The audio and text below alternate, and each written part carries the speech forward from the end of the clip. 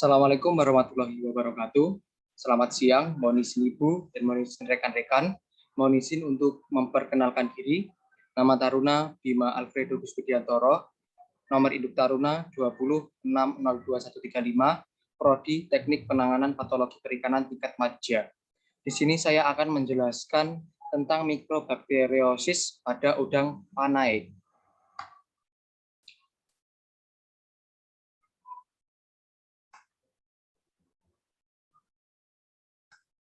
Nah, sebenarnya apa sih mikrobakteriosis itu? Mikrobakteriosis itu merupakan salah satu tuberkulosis pada ikan atau udang yang telah dilaporkan menyerang 151 jenis ikan dalam distribusinya di alam. Penyebabnya adalah beberapa jenis bakteri Mycobacterium, termasuk Mycobacterium fortuitum dan Mycobacterium marinum.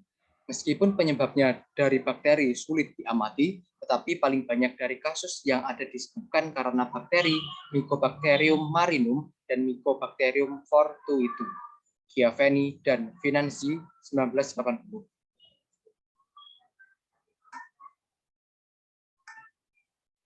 Nah, kemudian mode transmisi atau mode penularannya ini meliputi dua, yaitu oral dan juga luka atau abrasi pada kulit. Nah, oral ini, cara penularan bakteri ini pada umumnya adalah melalui oral, misalnya melalui pemberian pakan yang berasal dari ikan-ikan yang sakit. Nah, yang kedua yaitu luka abrasi pada kulit, yaitu cara penularan yang lain melalui luka atau abrasi pada kulit dan secara transvarium. Nah, siklus hidup agen ini, yaitu bakteri dapat hidup di air. Bakteri ini seringkali masuk atau menginfeksi manusia pada kulit yang lecet ketika sedang melakukan pemeliharaan kolam atau bak ikan. Nah, jadi bakteri ini selain menginfeksi ikan, juga bisa menginfeksi manusia. Nah, tingkat infeksi yang tinggi dari bakteri Mycobacterium marinum dapat menyebabkan pencemaran pada air tawar. Bakteri ini dapat berkembang dalam kolam renang, pantai, sungai, muara, dan juga air pada pam. Kemudian gejala klinis pada ikan atau udang diantaranya menimbulkan nodul atau benjolan, luka merah pada kulit dan luka merah pada kulit udang.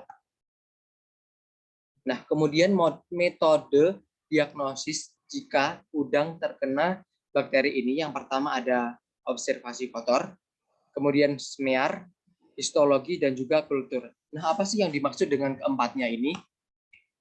Oke, yang pertama ada observasi kotor, di mana area melanisasi multivokal di jaringan, yaitu meliputi otot, ovarium, jantung, insang, dan lain-lain, atau lesi melanized irregular, yang menonjol di dalam atau di kutikula.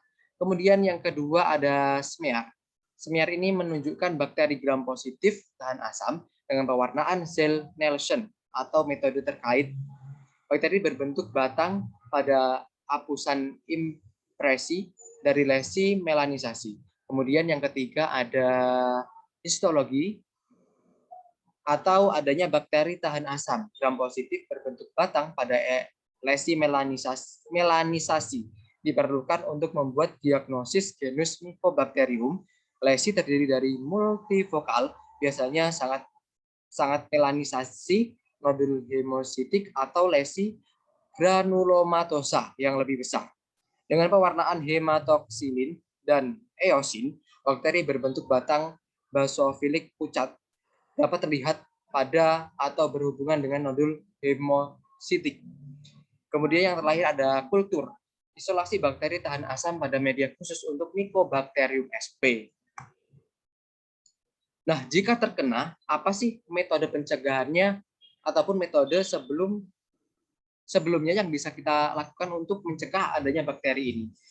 Nah, sampai saat ini belum ada metode pencegahan atau pengendalian yang diketahui, akan tetapi bisa dilakukan dengan cara memisahkan udang yang terinfeksi dengan udang yang sehat. Nah, jadi belum ada metode, sejauh ini belum ada metode pencegahan untuk kasus bakteri seperti ini. Kemudian yang terakhir adalah metode pengobatan.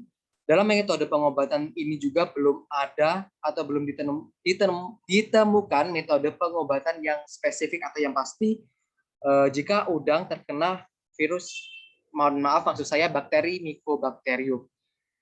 Nah, jadi kalau semisal ada udang dalam suatu tambak tersebut, ada yang terinfeksi dari bakteri Mycobacterium, solusinya yaitu memisahkan ataupun membakar seluruh ikan ataupun udang yang ada di dalam suatu kolam tersebut. Mungkin sekian presentasi dari saya, Bima Alfredo Sudiantoro. Jika ada kurang dan lebihnya, saya mohon maaf yang sebesar-besarnya. Wassalamualaikum warahmatullahi wabarakatuh.